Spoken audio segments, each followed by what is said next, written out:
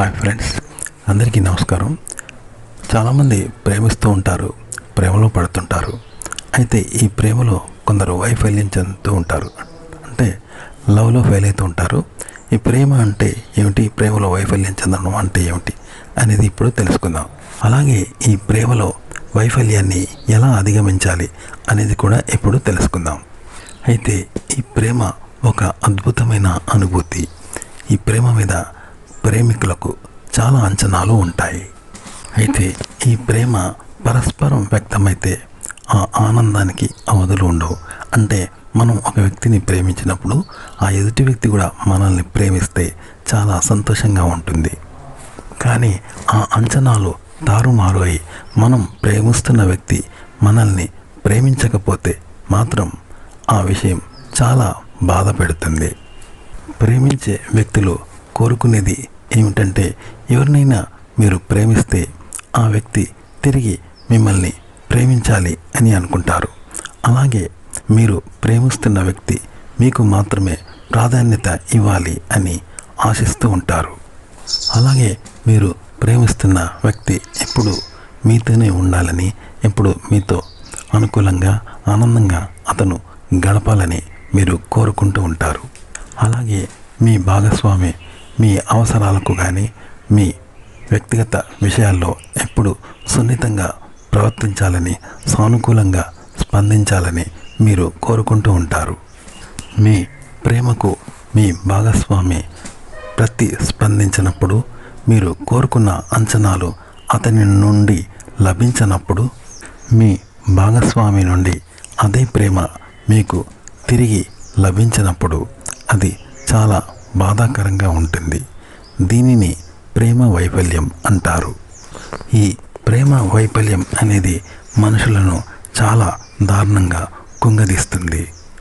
ఈ ప్రేమ వైఫల్యం అనేది శారీరకంగానూ మానసికంగానూ కుంగదీస్తూ ఉంటుంది. కాబట్టి దాని గురించి మాటల్లో వ్యక్తం చేయడం చాలా కష్టం. ఈ ప్రేమ వైఫల్యాన్ని రాత్రికి రాత్రే అధిగమించడం చాలా కష్టం. కొంతమంది అయితే ఈ ప్రేమ వైఫల్యాన్ని జీవితం ముగింపుగా భావిస్తూ ఉంటారు. తమ జీవిత భాగస్వామి తమ జీవితంగా భావించే వారికి ఈ ప్రేమ వైఫల్యం చాలా బాధాకరంగా మారుతుంది. అయితే ఈ ప్రేమ వైఫల్యాన్ని ప్రేమికులు ఒక ప్రత్యేకమైన కోణం నుండి చూడాలి. అయితే ఈ ప్రేమలో వైఫల్యం చెందిన వారు ఈ సమస్యను ఒక ప్రత్యేకమైన కోణం నుండి చూడాలి. ప్రేమలో వైఫల్యం అంటే మీ భాగస్వామితో మీకు సహవాసం అంతం అయింది అని మాత్రమే అర్థం. అంతేకాని మీ జీవితమే ముగిసింది అని అర్థం చేసుకోవడం తప్పు.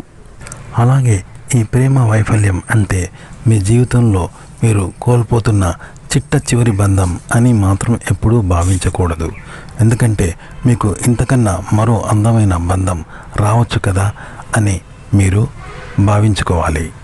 అయితే ఈ ప్రేమ వైఫల్యాన్ని సులభంగా అలాగే త్వరగా అధిగమించడానికి కొన్ని మార్గాలు ఉన్నాయి.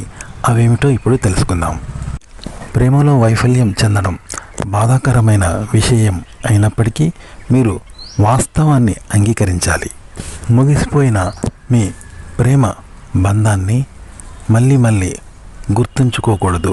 అందులోని మంచి చెడులను మళ్ళీ జ్ఞాపకానికి తెచ్చుకోవడంలో అర్థం లేదు. ప్రేమలో వైఫల్యం అయిన తర్వాత మీ మాజీ భాగస్వామి యొక్క పాత ప్రేమ పోస్టులను తిరిగి చూసుకోవడం, అలాగే మీ పాత ప్రేమ ఫోటోలను మళ్ళీ చూసుకోవడం, అలాగే మీ మాజీ భాగస్వామి యొక్క ఫోటోలను మీ సోషల్ మీడియాలో అలాగే ఉంచుకోవడం కనుక మీరు చేస్తున్నట్లయితే జీవితంలో తిరిగి ముందుకు వెళ్ళలేరు.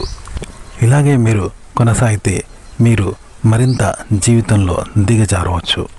ప్రేమలో వైఫల్యం తర్వాత జీవితంలో మీరు మళ్ళీ ముందుకు సాగాలంటే మీ మాజీ ప్రియుడిని కానీ ప్రియురాలిని కానీ మీరు క్షమించడం అనేది అలవర్చుకోండి. మీరు ఇద్దరు కలిసి ఉన్నప్పుడు ఎన్నో మధురమైన క్షణాలను గడిపి ఉండవచ్చు.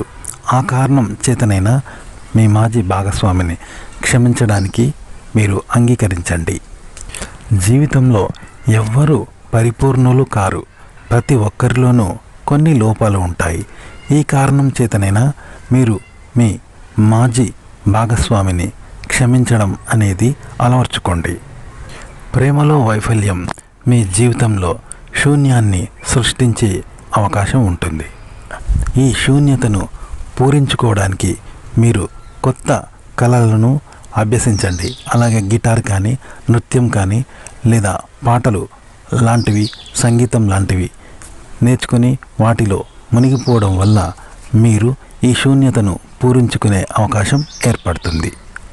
మీరు మీ భావాలను మీ తల్లిదండ్రులు, మీ స్నేహితులు, మీ తోబుట్టువులతో పంచుకోండి.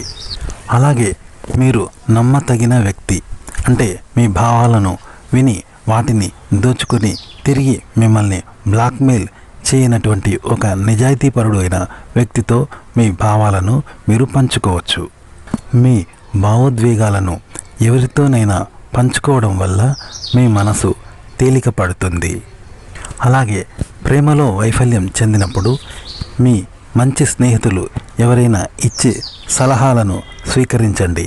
అవి మీ జీవితంలో అద్భుతమైన ఫలితాలను మీకు అందించే అవకాశం ఉంటుంది.